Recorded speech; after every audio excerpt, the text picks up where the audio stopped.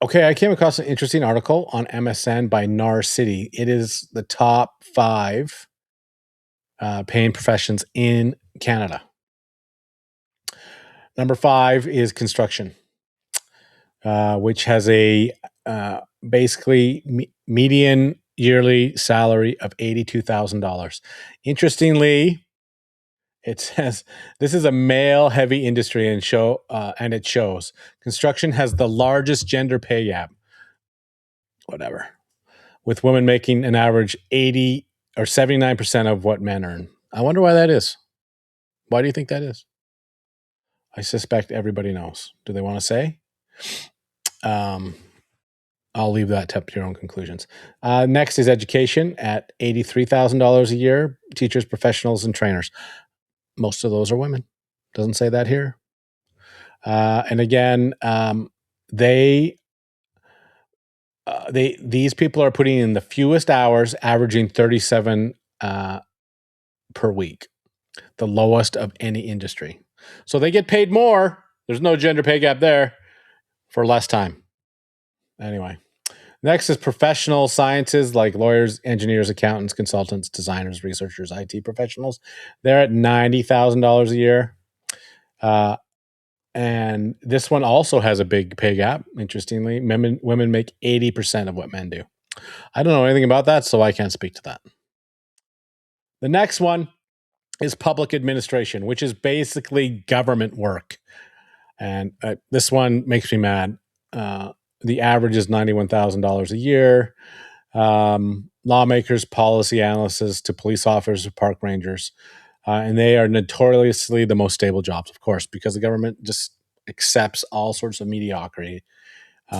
It had a 3.4% increase over the last year. And unfortunately here, women still only make 85%. So it's not just the construction guys. I guess it's good. Utilities is next at $110,000 a year. And this is the top paying field for women. The average is 110 and women make 112. So go work for a utility if you are unhappy with the gender pay gap.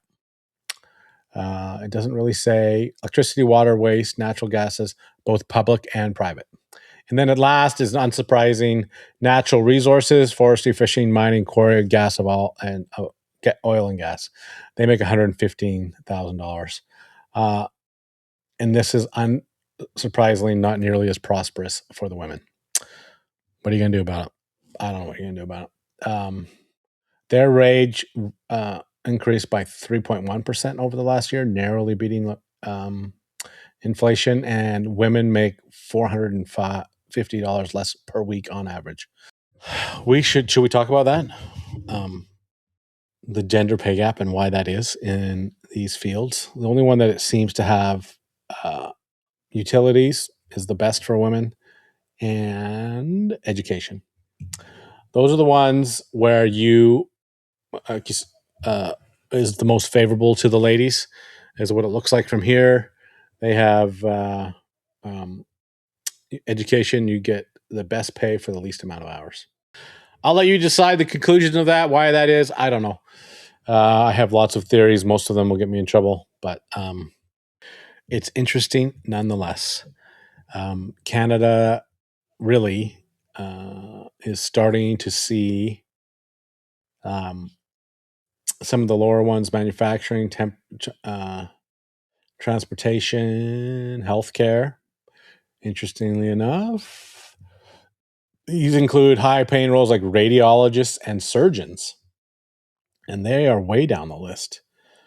And women make about equal, so it says. Sales, way further down, business support services, agriculture, and accommodation and food services. Anyway, check it out. It is an MSN article. It's called NAR City Staff.